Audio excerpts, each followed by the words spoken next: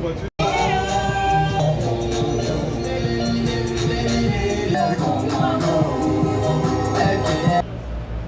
Monsieur Onanga Boussamba, chef de service transport et délégué du personnel à Grasse-Savoie. Alors, tout ça provient. Bon, tout d'abord, il faut faire une genèse, dire que nous ne sommes pas à notre premier mouvement de grève. C'est le deuxième, le premier date de février 2021. Et c'est à peu près pour les mêmes revendications.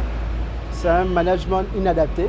Nous avons à la tête de Grasse-Savoie quelqu'un qui n'a aucune connaissance des assurances, qui n'a aucune connaissance du terrain, qui ne dialogue pas, qui ne respecte pas les clauses contractuelles de certains de nos collègues et qui dirige dans une opacité totale. Aujourd'hui, nous sommes à un stade où nous ne savons même pas quelle est notre raison juridique. Est-ce que nous sommes Grasse-Savoie? Est-ce que nous sommes Willis Towers Watson? Est-ce que nous sommes ASK Gabon? Nous ne savons pas. Donc, de facto, il y a des contrats de travail qui ont dû être repris. Ils sont en l'état. Nos acquis sociaux ont été retirés. Nous avons des gels de carrière depuis plus de 5 ans. Donc, aucun avancement. Vous voyez l'état de délabrement des locaux. Et ça, alors, mauvaise condition de travail, vous pourrez vérifier peut-être, hein, la plupart des collègues maintenant vont tout le temps chez les kinés pour des problèmes de dos. Donc les chaises ne sont plus adaptées.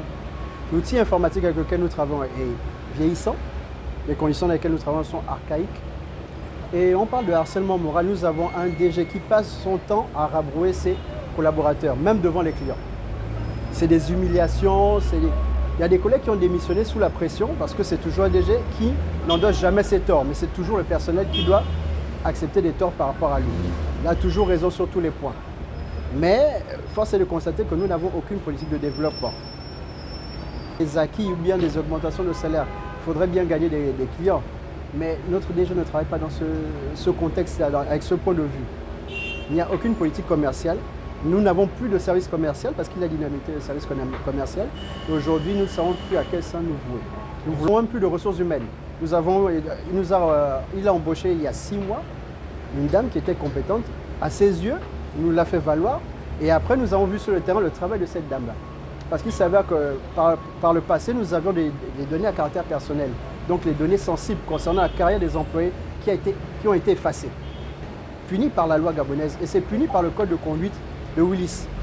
Mais bizarrement, aucune enquête n'a été ouverte. Et la dame est venue, elle a reconstitué, elle a fait ce travail-là, comme une forcenée, durant 6 mois. Et au bout de 6 mois, on les conduit comme une malpropre. Alors que c'est lui qui a vanté ses qualités.